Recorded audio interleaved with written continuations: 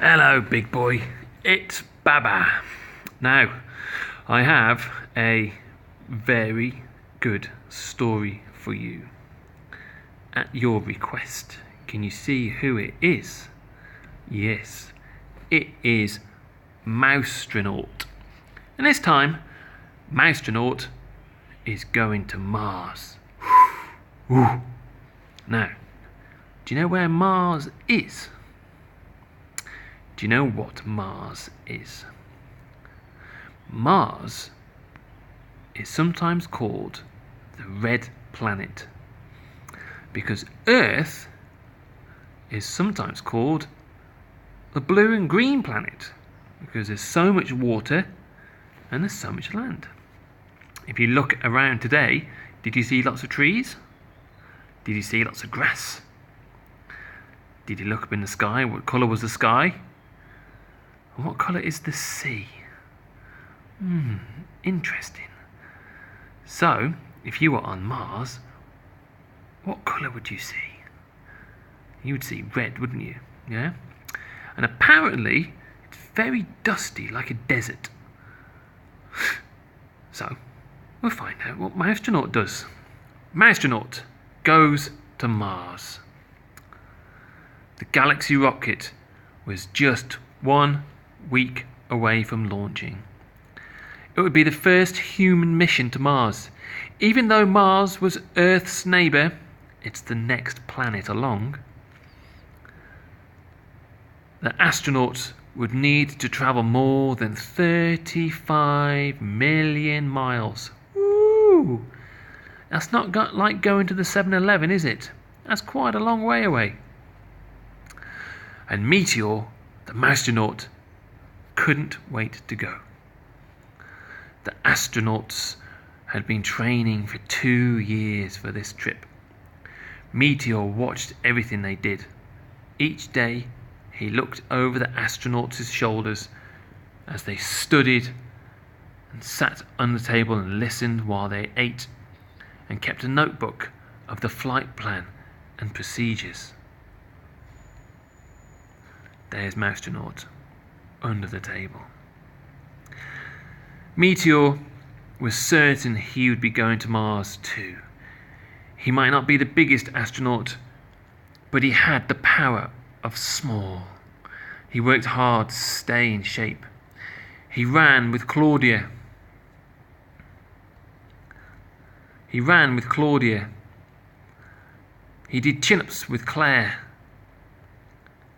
And he lifted weights with Charlotte. The Moustronaut was ready. But when the names of the crew were called out, Meteor's name wasn't one of them. The Moustronaut was not on the list. Oh no. NASA must have forgotten about their newest astronaut. There wasn't a chance Meteor was going to miss this exciting trip. He was small. He could hide. He would stow away. What do you think stow away means? I think he's going to sneaky climb inside. Slowly, carefully, he climbed the launch tower. Then, when the NASA security guard wasn't looking, he hid under the commander's seat. He tried to be as quiet as he could, but he was scared. He wasn't scared of the rocket launch. He was scared he would get caught. 10, 9, 8, 7, 6, 5, 4, 3, 2, 1, lift off! The rocket shook. Meteor was pushed against the floor. He held on tight so he wouldn't slide out from under the seat. There was a lot of vibration. Much more than he remembered from his launch into the first space shuttle.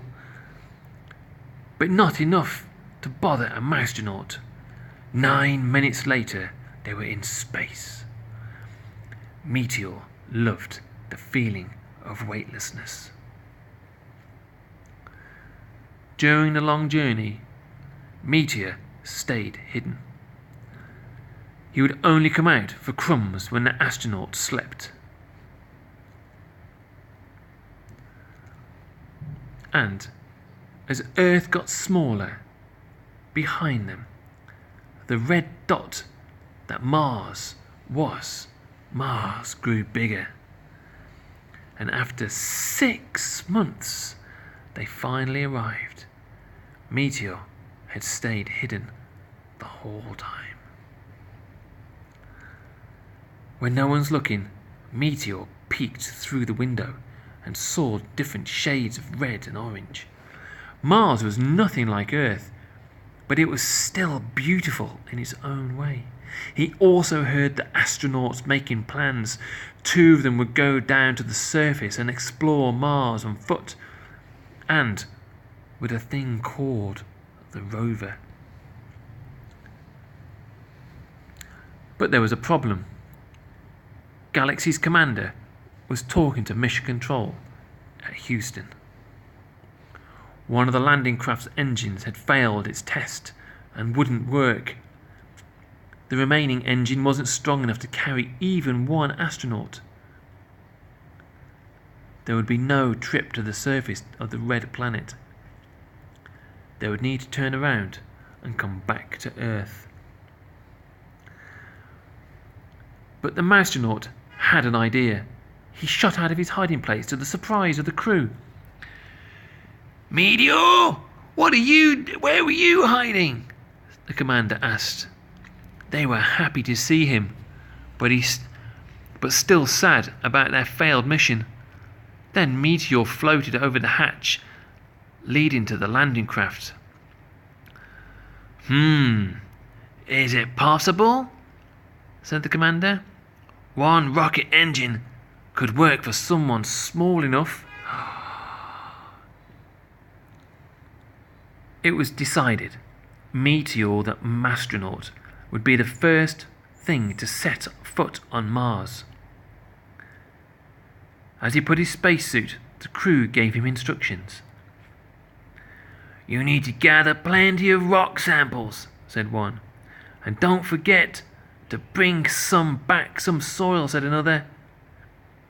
Last of all, they made a tiny flag and fastened it to a straw. Can you see the flag? Meteor tied himself into the seat of the landing craft with some string. It launched from the Galaxy spacecraft and made its way to the surface of Mars.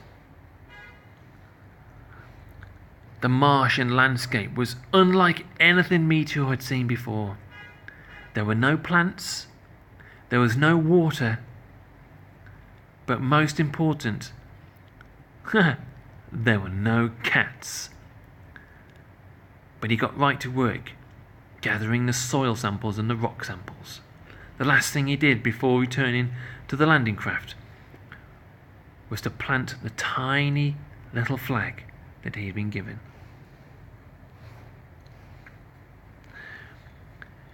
"Meteor, you saved the day!" The crew cheered him as he returned to the ship. "You'll be in newspaper headlines all around the world." The Moustronaut felt very, very proud. "And we'll make sure you're in our next mission." 6 months later, the Galaxy rocket returned to Earth. The astronauts were all welcomed as heroes, but the smallest among them was the biggest hero of all. Well done, Moustronaut. There he is. Night, big boy. Dream big and dream of space, big boy. Maybe you will be able to go to Mars one day. Who knows? Night, big boy. Baba loves you very much. Sleep tight and don't let the bed bugs bite. Baba loves you. Night, night.